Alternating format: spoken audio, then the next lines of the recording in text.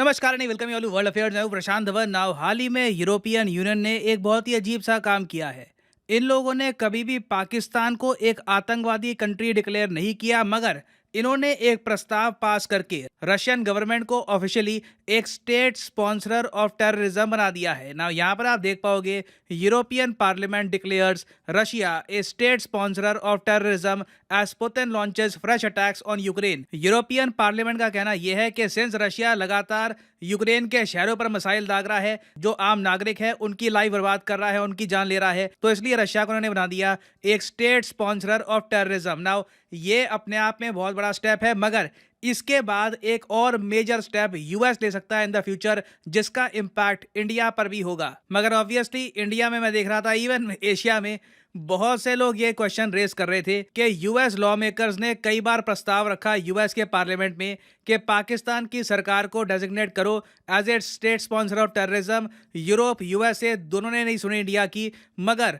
Russia की जब बात आई, जब यूक्रेन की बात आई, जब खुद के इंटरेस्ट की बात आई, तब रातों रात रशिया को डिक्लेयर कर दिया एक आतंकवादी देश। अब यहाँ पे प्रॉब्लम ये आती है कि रशिया जो कर रहा है ये आतंकवाद नहीं है, इसको आप आतंकवाद कह नहीं सकते, मगर सिंस ये लोग इसको ऑफिशियली आतंकवाद कह रहे हैं, तो कल को आतंकवाद की जो डेफिनेशन है ना, ये बहुत ज़्यादा धुंधली हो जाएगी। और इससे देखिए असली जो लड़ाई चल रही है ना आतंकवाद के खिलाफ, उसको बहुत ही बड़ा लॉस होगा। नाउ डिस्कस करते हैं इस टॉपिक को इन डेप्थ, मगर आगे बढ़ने से पहले आपसे क्वेश्चन पूछूंगा।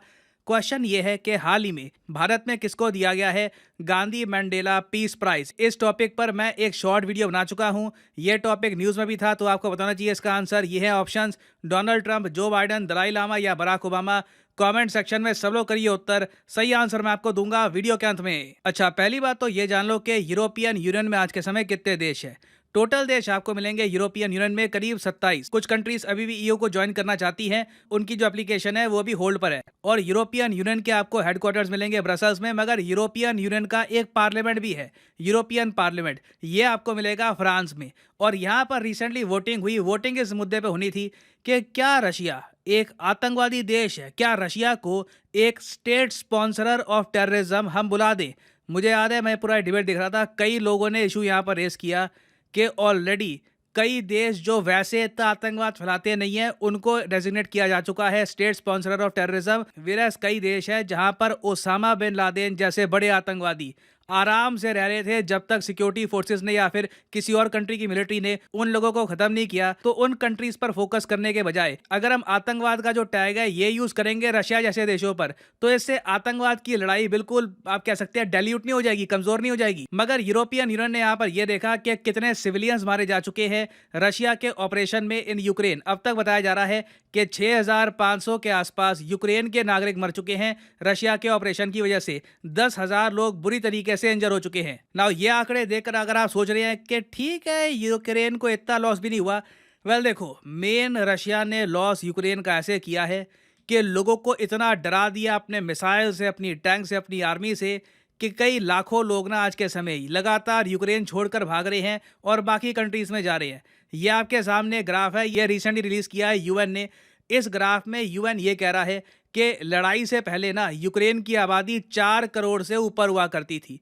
अब जो यूक्रेन की आबादी है 3.5 करोड़ के आसपास जारी है, और भविष्य में आप देखोगे इनकी आबादी 2 करोड़ के आसपास भी पहुंच जाएगी, और लॉन्ग टर्म में तो आराम से इनकी आबादी 1.5 करोड़ के आसपास पहुंच जाएगी। बेसिकली रशिया ने इंटरनली इस कंट्री को इतना ज़्यादा लॉस पहुंचाया है कि कई इलाके यहाँ पर कई दशकों तक खाली रहेंगे। यूक्रेन कभी भी वो देश नहीं रहेगा जैसा एक टाइम पे हुआ करता था। तो इसलिए यूरोपियन यूनियन के जो सारे देश हैं, इन्होंने इकट्ठा होकर ये कह दिया कि जी रशिया एक स्टेट स्पॉन्सर है ऑफ टेररिज्म। मगर यहाँ पे मैं आपको बता दूं, अगर कोई भी किसी कंट्री को स्टेट स्पॉन्सर ऑफ टेररिज्म कहता है ना, तो आप मान के चलते हो कि कुछ ना कुछ सैंक्शंस लगेंगे। मगर यूरोपियन यूनियन का प्रबंध ऐसा है कि इनके कुछ सैंक्शंस नहीं लगते, ये बस एक टाइटल दे देते हैं, एक टैग दे देते हैं कंट्री को कि ये देश एक स्टेट स्पॉन्सर ऑफ टेररिज्म है, और फिर फाइल पकड़ा देते हैं यूएसए को कि आगे की कार्रवाई आप देखो, हमने तो अपना वर्डिक्ट सुना दिया। तो यूरोप का जो ये फैसला है ना, इसका अपने आप में रशिया पे 0% इम्पैक्ट होगा, क्योंकि यूरोप ये सब करने के बाद खुद कुछ एक्शन नहीं लेगा। हाँ, वैसे मैं ये ऐड कर दूं कि यूरोपियन यूनियन में ही कई देश हैं जैसे कि एस्टोनिया, लटविया, लिथुआनिया, इन्होंने इंडिविजुअल लेवल पर रशिया को आतंकवादी देश घोषित कर रखा है और इंडिविजुअल सैंक्शन लगा रखे हैं, मगर as a whole European union ने इस मूव के बाद कुछ स्पेशल नहीं किया। अब देखो यूरोपियन यूनियन देख रहा है यूएसए की तरफ, क्योंकि यूएसए ने एक बहुत ही कड़ा मैकेनिज्म बना रखा है आतंकवाद से लड़ने के लिए। यूएसए के डिपार्टमेंट ऑफ स्टेट ने आज के समय दुनिया में 4 देश हैं, इनको घोषित कर रखा है डेजिग्नेटेड टेररिस्ट कंट्रीज, मतलब कि इन कंट्रीज की सरकार आतंकवाद को प्रमोट करती है। ये 4 देश कौन से हैं? क्यूबा। अब मैं आपसे पूछता हूँ, क्यूबा से कौन सा आतंकवादी किसने कहाँ मारा होगा? ये इसलिए कहते हैं कि गुड टेररिज्म बैड टेररिज्म वाली बात होती है, जहां पर यूएसए को लगता है कि ये आतंकवाद ये यूज़ कर सकते हैं, उस कंट्री को ये कुछ कहेंगे नहीं, मगर जहां पे इनके इंटरेस्ट हर्ट होते हैं। अब नॉर्थ कोरिया बहुत कुछ होगा, मगर टेररिस्ट प्रोड्यूस नहीं करता ये कंट्री। ईरान से ठीक है, कुछ आतंकवादी निकले होंगे जिन्होंने इसराइल को अटैक किया होगा।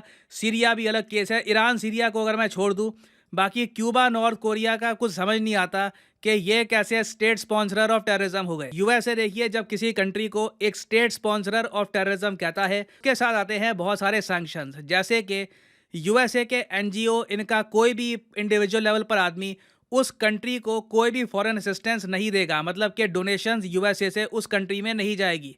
कोई भी defence export in the future नहीं किया जाएगा, चाहे स्पेयर पार्ट्स भी क्यों ना हो। उसके अलावा यूएस उस कंट्री को एक्सपोर्ट ना के बराबर करेगा। फिर यहाँ पे एक बहुत ही इंपॉर्टेंट बात आती है, miscellaneous financial and other restrictions. इसके अंडर यूएस ये कोशिश करेगा कि इन कंट्री से बाकी देश बिल्कुल ट्रेड करना ही बंद कर दे। और इसलिए आपने देखा होगा Cuba, North Korea, Iran, Syria, इन चारों देशों की अर्थव्यवस्था बहुत ज़्यादा बुरी स्थिति में है। तो यूरोपियन यूनियन ने बेसिकली अब यूएसए को कह दिया है कि अब 5वां कंट्री यहाँ पे ऐड करने का टाइम आ गया है, रशियन फेडरेशन। रशिया ने इसके जवाब में यूएसए को कैटेगोरिकली कह दिया है कि यूरोपियन यूनियन ने जो किया है उसका हमको कोई फर्क पड़ता नहीं है, मगर तुमने अगर हमको एक state sponsorer of terrorism declare कर दिया तो उसके बाद रशिया बिल्कुल सारे रिलेशंस तोड़ देगा यूएसए के साथ। मगर जहाँ तक मैं देख पा रहा हूँ, यूएसए में बहुत सारे सेनेटर्स हैं, चाहे रिपब्लिकन हो चाहे डेमोक्रेट हो, वो चाहते हैं कि यूएस ये बड़ा स्टेप ले ले और रशिया को डिक्लेयर कर दे एक स्टेट स्पॉन्सरर ऑफ टेररिज्म। अब तक बाइडन इस इशू पर थोड़ा सा झिझकते इसलिए रहे हैं क्योंकि इनको डर है कि एक बार अगर रशिया को एक आतंकवादी देश डिक्लेयर कर दिया ना, उसके बाद इसका नेगेटिव इम्पैक्ट इंडिया समेत चाइना, वेरियस कंट्रीज पे आएगा, क्योंकि फिर इंडिया पे दबाव डालेगा कि जो आप थोड़ा बहुत ट्रेड कर रहे हो ना रशिया के साथ, ये भी करना बंद कर दो, क्योंकि रशिया आतंकवाद को प्रमोट करता है। अब यहाँ पर इंडिया लिटरली कह सकता है, आर यू ब्लाइंड? क्या आप अंधे हैं? क्या आपको दिखता नहीं है कि रशिया से कोई आतंकवाद प्रोड्यूस नहीं हो रहा? आतंकवाद जिन कंट्रीज से प्रोड्यूस हो रहा है उनको आप बिल्कुल इग्नोर कर रहे हो। तो मेरे हिसाब से देखिए, टाइम आ चुका है कि यूएसए की इस हिपोक्रेसी को सारे ब्रिक्स कंट्रीज, जी हाँ यहाँ पे मैं ब्रिक्स का नाम लूँगा, सब ब्रिक्स कंट्रीज मिलकर रिजेक्ट करें कि जी आप इन द फ्यूचर रशिया को एक state sponsorer of terrorism declare करेंगे तो हम इसको एक्सेप्ट नहीं करने वाले। सेम मैसेज यूरोपियन यूनियन तक भी भेजना चाहिए, क्योंकि अगेन ये रिडिकुलस है, ये देश आतंकवाद को प्रमोट नहीं कर रहे। इससे आतंकवाद की जो डेफिनेशन है इसको धुंधला किया जा रहा है। भविष्य में बहुत प्रॉब्लम्स आने वाली है इसकी वजह से, क्योंकि एक बार आतंकवाद जैसे भारी वर्ड को आप जियोपॉलिटिक्स में यूज करना स्टार्ट कर दो ना, तो कल को पाकिस्तान जैसे कंट्री पर भी आरोप लगेगा आतंकवाद का, तो वो भी कह देंगे हाँ ये तो जियोपॉलिटिकल आरोप लगाने वाली चीज़ है, आतंकवाद तो सब भी है, रशिया भी आतंकवाद है तो हम भी हो गए। तो ये बहुत ज़्यादा मैं कहूँगा एक गलत स्टेप चल रहा है। यूरोपियन यूनियन और यूएस भी रास्ते में है। नीड ये है कि कुछ बड़े देश आकर यहाँ पे रोक लगाए, कुछ एक आप कह लीजिए विजडम दें इन सब कंट्रीज को कि प्लीज जो आतंकवाद के खिलाफ लड़ाई है उसको बिल्कुल डिस्ट्रॉय मत करिए। नाउ फाइनली मैं यहाँ पे आपसे पूछना चाहूंगा एक क्वेश्चन, क्या आपके हिसाब से आप मानते हैं पर्सनल लेवल पर, क्योंकि अगेन मैं कमेंट सेक्शन में सब लोगों को फ्रीडम ऑफ स्पीच देता हूं, आपको जो भी ओपिनियन शेयर करने हैं किसी कंट्री के बारे में आप शेयर कर सकते हैं। अगर आपको जेन्युइनली लगता है कि रशिया एक स्टेट स्पॉन्सर है टेररिज्म का, लिखिएगा इसके बारे में कमेंट सेक्शन में। अगर आप इससे डिसएग्री करते हैं तो इसके बारे में भी लिखिएगा। मैं जानना चाहता हूं कि इंडिया में ओवरऑल एक बहुत बड़ी आबादी क्या सोचती है। और फाइनली वापस आते हैं हमने क्वेश्चन की तरफ कि हाल ही में गांधी मंडेला फाउंडेशन ने गांधी मंडेला पीस प्राइज किसको दिया है? तो सही उत्तर यहाँ पे है ऑप्शन सी, दलाई लामा। यहाँ पर आप देख पाएंगे बहुत खूबसूरत फोटो है, गांधी मंडेला पीस प्राइज ये दिया जा रहा है दलाई लामा को। चाइना में इनका मीडिया, सरकारी मीडिया, सरकार इस डेवलपमेंट को लेकर बहुत ज़्यादा नाखुश है और ये एक बहुत ही मैं कहूँगा ब्रेव स्टेप है बाय इंडिया। इससे पहले आपको याद होगा मोदी जी ने जब दलाई लामा को विश किया था इनके बर्थडे पर, तब चाइना ने प्रोटेस्ट किया था, मगर यहाँ पर इंडिया ने क्लियरली ये बात दिखा दी है कि दलाई लामा को तो अभी हम बहुत ज़्यादा और सम्मानित करेंगे और मेरे हिसाब से करना भी चाहिए। मेरे हिसाब से सरकार को और तरीके से भी इस ग्रेट ह्यूमन बीइंग को इनको अवार्ड करना चाहिए। चाइना के डर से इनको हम एक्नॉलेज ना करें, ये गलत होगा। और यहाँ पर मैं ऐड कर दूं कि आज रात 12 बजे अनअकैडमी की सेल खत्म हो जाएगी 19% की, वापस सेल हो जाएगी 10% की। तो वीडियो के कमेंट सेक्शन में जाओ, यहाँ पे आपको मिलेंगे लिंक। फॉर एग्जांपल आप प्रिपेयर कर रहे हैं फॉर यूपीएससी, तो यूपीएससी पर करिए क्लिक और यहाँ पे आप परचेज कर पाएंगे the course of your choice. Simply आपको क्या करना है कि यहाँ पर आपको कोड डालना है PD10 और अपने आप आपको मिलेगा एक मैसिव डिस्काउंट। ये डिस्काउंट आज रात को खत्म हो जाएगा, so use the code PD10 and save money. So इसी नोट के साथ ये है वीडियो का अंत। Thank you for listening and as always God bless you all.